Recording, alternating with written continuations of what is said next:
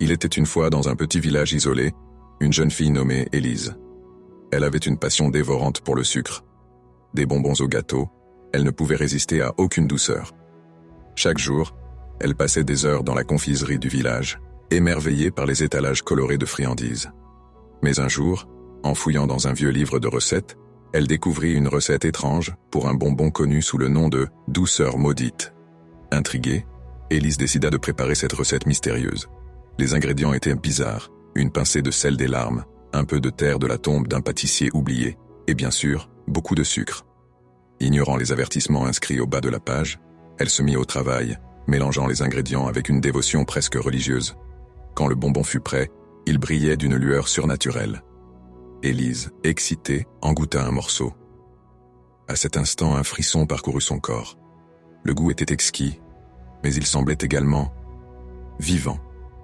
Elle ne pouvait s'arrêter, chaque bouchée la conduisait plus profondément dans une douce folie. Les jours passèrent, et Élise se transforma. Son apparence devint pâle, ses yeux brillaient d'une lueur inquiétante, et elle ne quittait plus sa maison, obsédée par ses bonbons maudits. Les habitants du village commencèrent à la craindre.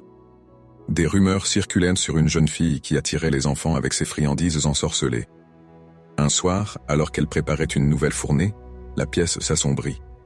Des ombres dansèrent autour d'elle, et une voix chuchota à son oreille. « Le sucre est la clé.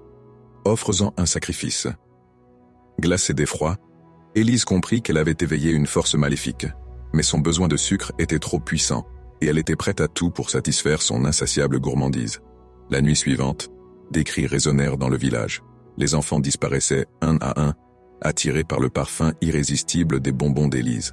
La terreur s'empara du village, alors que les parents cherchaient désespérément leurs enfants perdus. Finalement, le village s'unit pour affronter l'entité qui avait pris possession de la jeune fille. Ils vinrent chez elle, brandissant des croix et des amulettes, mais ce qu'ils trouvèrent dans sa maison était bien au-delà de leur compréhension. Élise, devenue une créature sucrée et effrayante, se tenait au milieu des ombres, ses bonbons flottant autour d'elle comme des esprits tourmentés. Dans un ultime effort pour sauver leur village, les habitants décidèrent de brûler la confiserie maudite.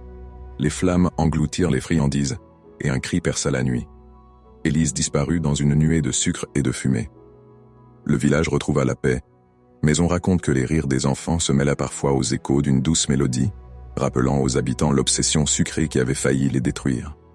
Et depuis ce jour, dans ce village, on enseigne aux enfants à se méfier du sucre,